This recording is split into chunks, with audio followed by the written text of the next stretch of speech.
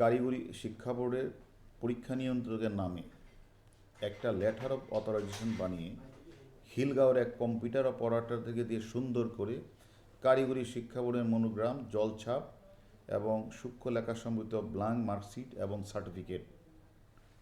বানিয়েছেন এই শামসুজ্জামান। খিলগাঁ থানার ওই সেই মামলাতেই আমরা তাকে সিস্টেম অ্যানালিস্ট শামসুজ্জামানকে আমরা 4 দিনের রিমান্ডে এনেছি এবং আমরা রিমান্ডে এনে তার সাথে বিভিন্ন বিষয়ে কথা বলছি এবং বিভিন্ন অসদাচরণ এবং অসুবিধা অবলম্বন করে জালিয়াতির দায়ে 2024 সালের ফেব্রুয়ারি মাসে কারিগরি শিক্ষা বোর্ডের সিস্টেম অ্যানালিস্ট জনাব শামসুজ্জামানের কিন্তু 3 সদস্যের তদন্ত কমিটি হয়েছিল। উচ্চ পর্যায়ের এই কমিটি কিন্তু সিসিটিভি ফুটেজ, ডিজিটাল তথ্য থাকার পরেও তারা তদন্ত রিপোর্ট দিতে বিলম্ব করছিল। এই অভিযুক্ত সিস্টেম অ্যানালিস্ট শামসুজ্জামান কারিগরি শিক্ষা বোর্ডের চাকরিধ্বস্ত ফয়সালকে দিয়ে ফুল টাইম নিয়োগ করে একটি বাসা ভাড়া নিয়ে সার্টিফিকেট ও মার্কশিট তৈরি করে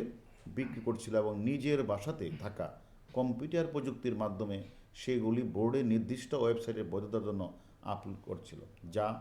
মানুষ বিভিন্ন জায়গা থেকে এগুলি তারা দেখছিল এবং ইচ্ছা করলে কারো রোল নাম্বার থাকলে সেটা দিয়েও তারা এটা যেটা দেশ বিদেশ থেকে সেটা তারা এটা যে বৈধ সেটা তারা প্রমাণ পেত। এখন আমরা মনে করি যে আমরা তাকে এই সকল বিষয়গুলি সে যে একদিকে কারিগরি শিক্ষা বোর্ডের পরীক্ষা নিয়ন্ত্রকের নামে একটা লেটার অথরাইজেশন সে যে খিলগাঁয়ের একটি কম্পিউটার সেন্টার বলে যে করেছেন এগুলি আমরা জিজ্ঞাসাবাদ করছি। পাশাপাশি আমরা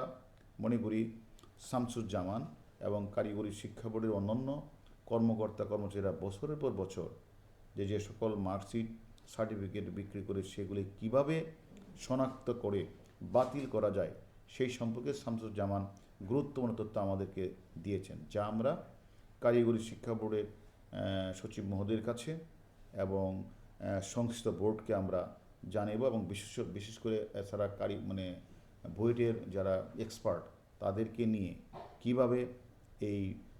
কাজটা করা যায় সে সম্পর্কে আমরা সাজেশন